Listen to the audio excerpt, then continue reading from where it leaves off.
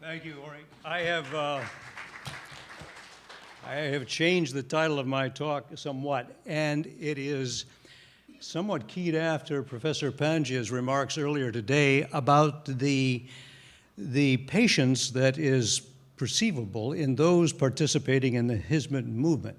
So the title of my talk is Listening Loudly, Service that is Listening Loudly, and inspired by Fethullah Gulen and by Robert Frost, who wrote, "That made me hear the wakening birds around, and hear his long scythe whispering to the ground, and feel a kindred spirit to my own, so that henceforth I no more work alone."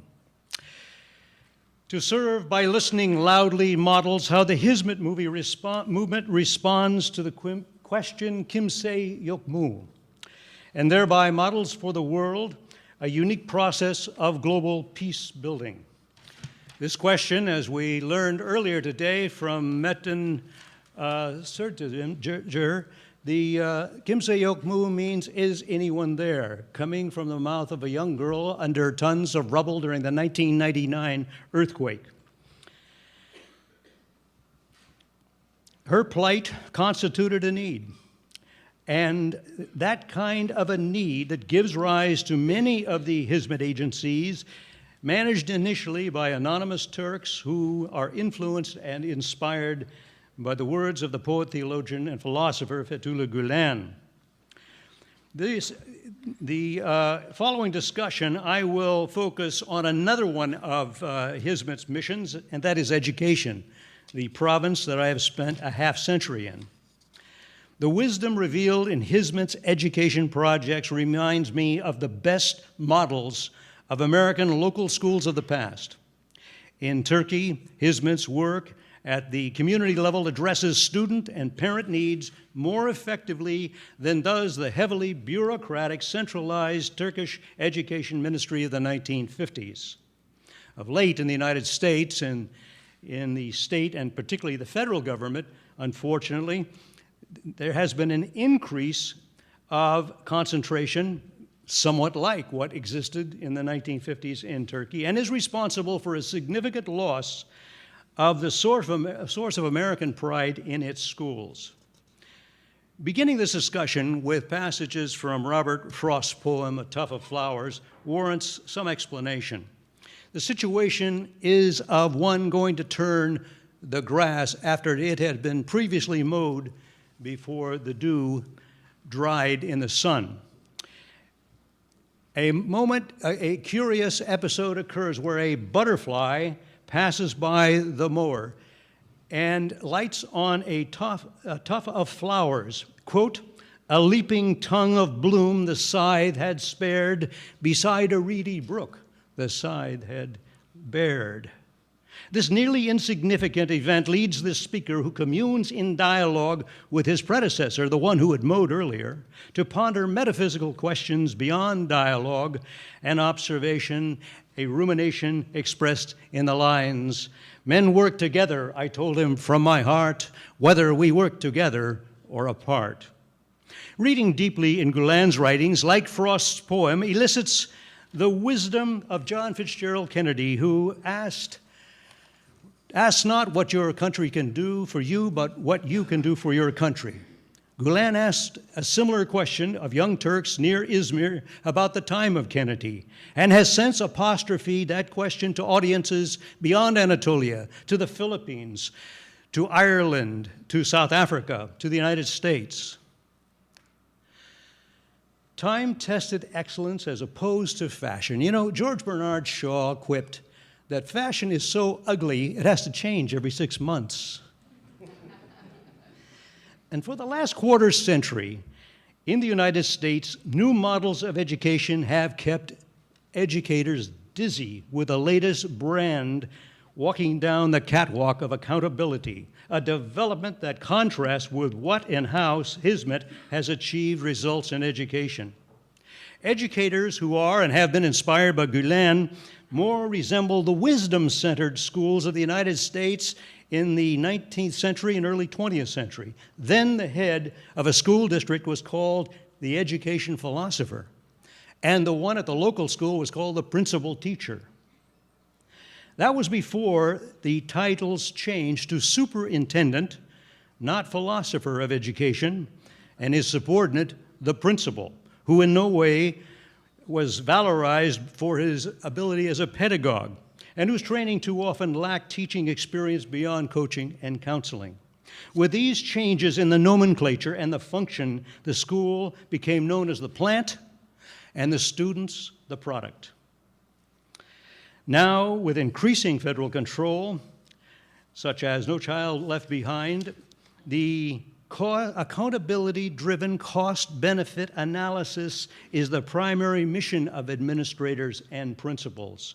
This language resonates with militarism and results in miseducation, void of wisdom, with no priority towards peacebuilding.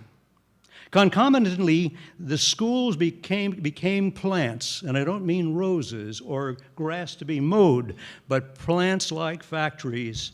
And changes occurred in stances. These changes necessarily anonymized the students as the other. These changes antagonized teachers towards administrators. These changes altered teachers' attitudes towards students who are now the source of reward or punishment. And these changes has positioned administrators as accountants desperately trying to cut costs to ramp up school scores. The net result is loss of cohesion at the school site and the community. All these language changes in policy reveal a tectonic shift away from the model of schooling to the model of business. And I would go so far as to say that so many of the models around the world have used the model of business in trying to tackle as NGOs the needs of people who are in need.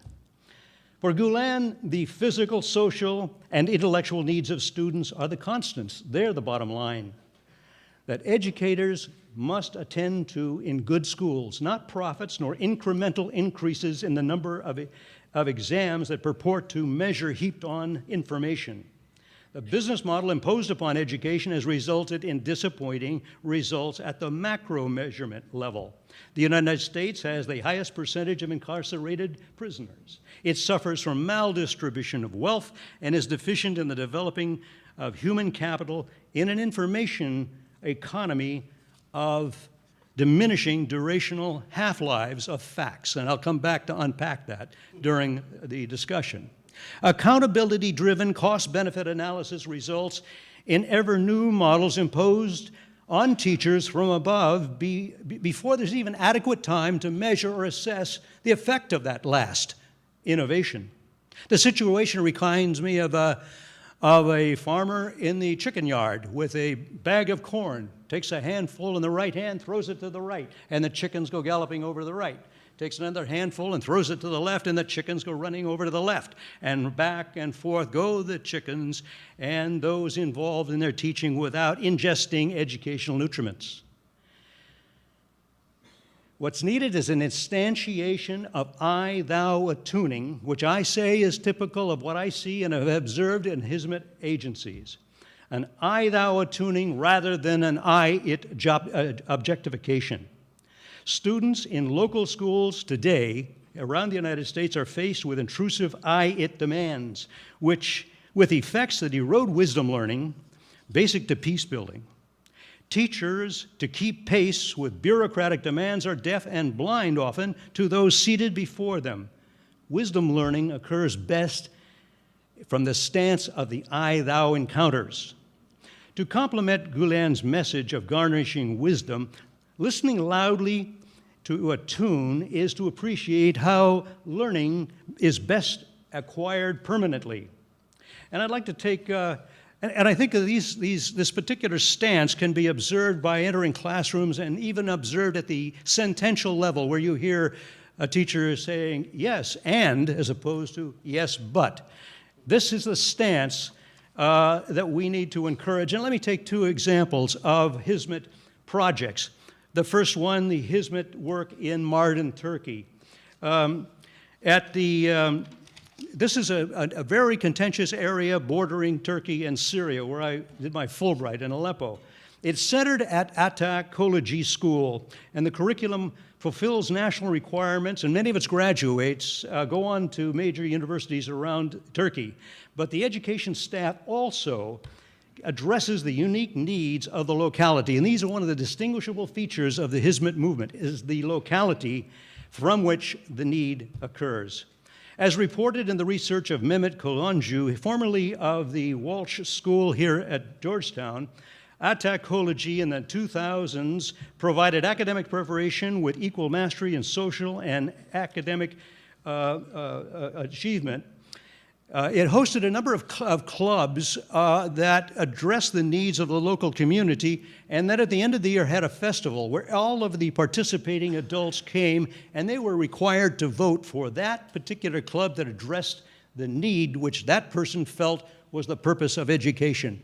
This is an incredible achievement, and since the 2000s, 150 villages around that region have been brought in, hived into that centripetal experience. The second example I'd like to mention is the youth platform of the Glen Institute at Houston, University of Houston. My colleague, Don Gage, is the director of it. And since 2000, students from all around the world have been writing essays which have been evaluated, and the winners have been brought to Washington, D.C., each with a chaperone. To date, over 100 students from around the world, from the Maldives, from France, from Burkina Faso, from Bosnia-Herzegovina, Canada, the United States, Italy, Nigeria, Bangladesh, Papua New Guinea. Students from these countries come to Washington, D.C. for 4 days where they have a tour of the city, and it culminates in an award assembly at Congress, in the Rayburn Building of Congress. Those winners receive awards and certificate of merits from congresspersons and from ambassadors or representatives from their offices.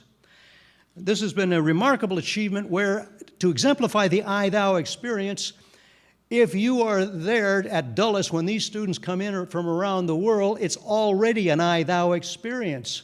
One student will say to another, "Oh, you're from Herzegovina, and you have a cat named Kitten."